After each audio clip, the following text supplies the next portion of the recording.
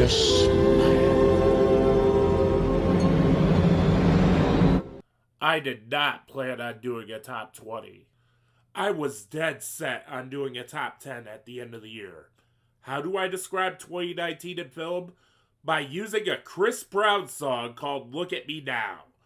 The first half of 2019 was Chris Brown awkwardly rapping and not sticking any landings. The second half of 2019 was the Busta Rhymes verse in that song. Mid-2019, I saw less cynical sequels and reboots and more original films and sequels I didn't know I needed. Every film I've seen since July, I've had nothing but positive things to say. Well, almost. 2019 saw people lose their absolute shit over Martin Scorsese and Francis Ford Coppola saying the MCU isn't their cup of tea. People were scared over the fact that Joker would inspire mass shootings, and well... And the film with the most Oscar nominations is Joker, with 11 nominations, including Best Picture.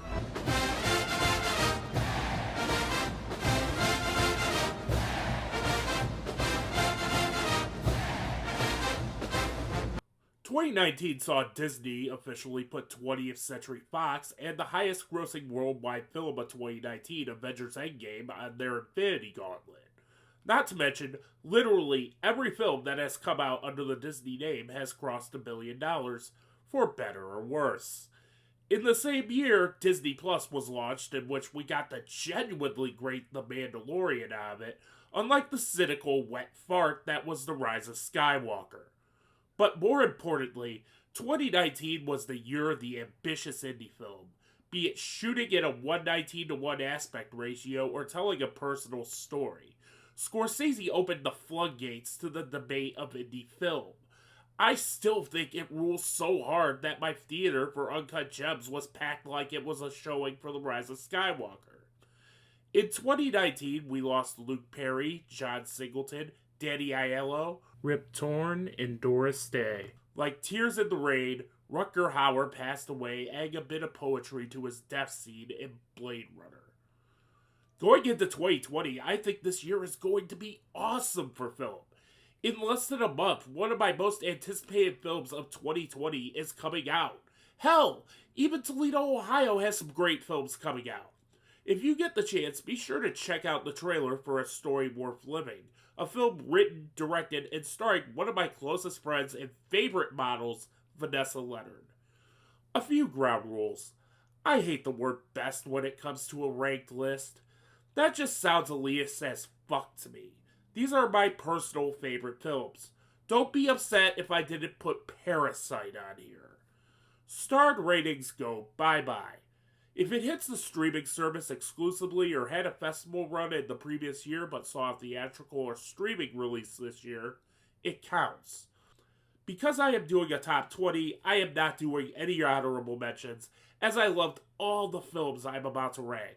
So without further ado, here are my top 20 favorite films of 2019. Number 20. Fighting with My Family. Boy, do I have egg on my face right now. Of all the films I've seen so far this year, Fighting with My Family is my favorite. See what I mean when I said I was dead set on doing a top 10 this year? But Fighting with My Family is still one of my favorite films of the year. The film introduced me to Florence Pugh, one of the most exciting actresses out right now.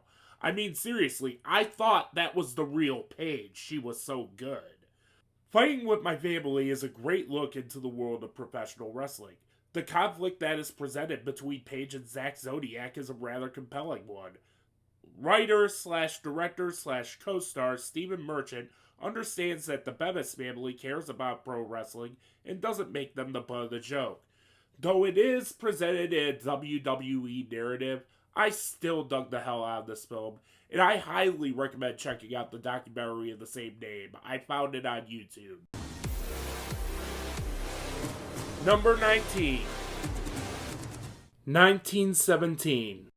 Full disclosure, I just watched this a couple of days ago. 1917 is exactly why I wait until mid-January to release my favorite films list. Shot to look like one unbroken take, 1917 is one of the better war movies I've seen in recent memory. It is a film that from the first frame puts you on the edge of your seat and doesn't let go. With Sam Mendes' masterful tension building and Roger Deakins' surefire second Oscar win, 1917 is a film I highly recommend.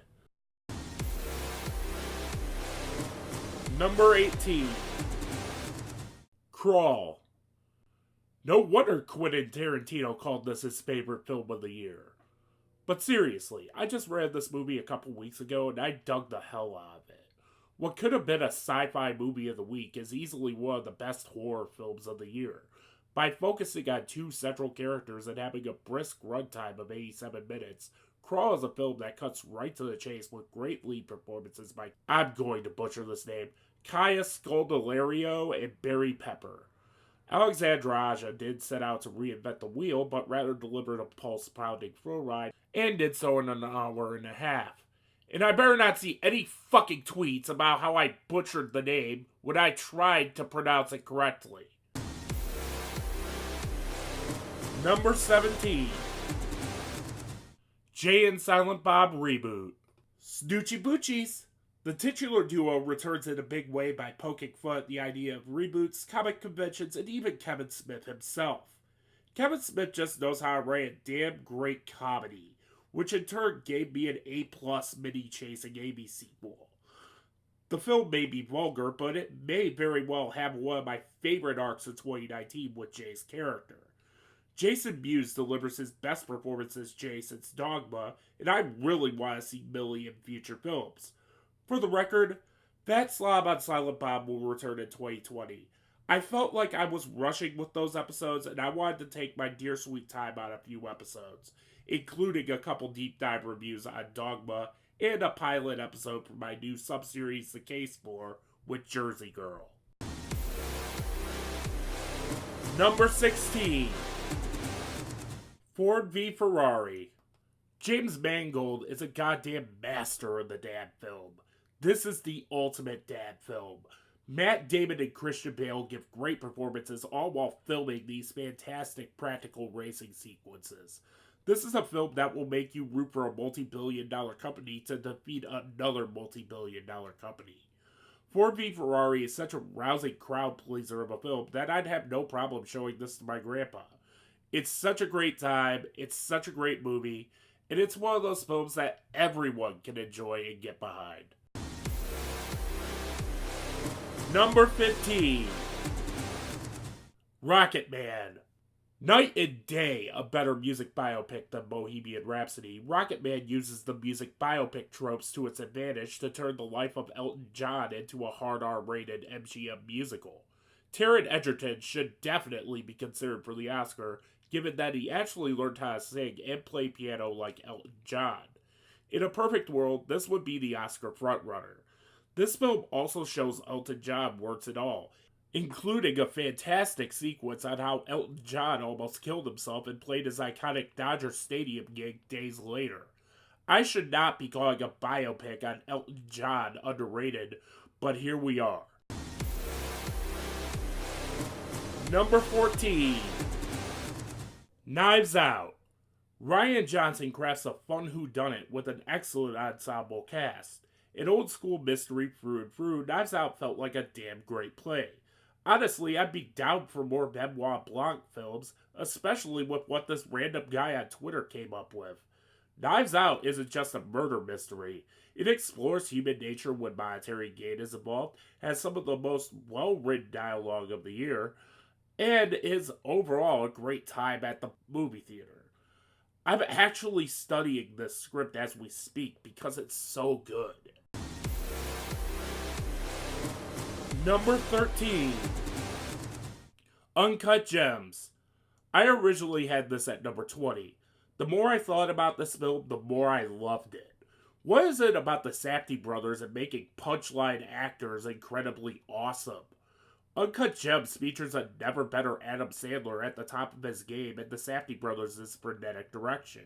The film perfectly captures 2012 to the point that you feel like you are at a nightclub watching a pre-fame The Weeknd perform.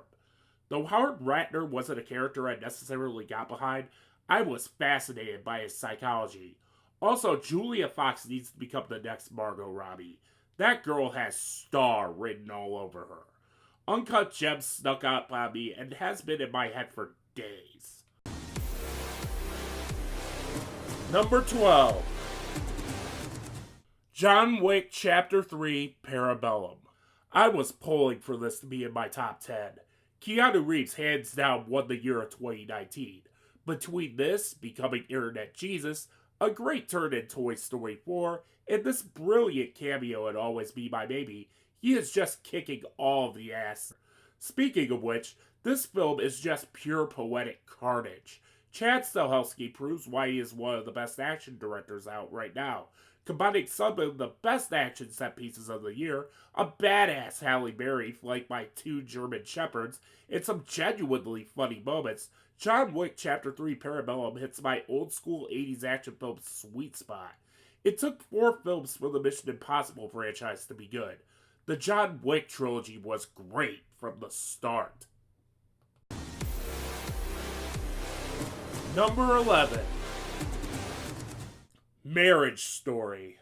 Given that I'm doing a top 20 this year with no honorable mentions, Marriage Story was the closest to being on my top 10 this year. Marriage Story features tour de force performances from Scarlett Johansson and Adam Driver, both of whom should be the Oscar frontrunners. If Knives Out is a good play, then Marriage Story is sitting in the middle of an intense divorce settlement hearing. The film doesn't vilify either side, but rather hears both sides out. Not to mention, this film features one of the best scenes of 2019 with the argument scene. Marriage Story is heartbreaking, funny, intense, and cathartic. Noah Baumbach hit this out of the park. Netflix killed it this year, and you will find out more as to why I said that in part 2.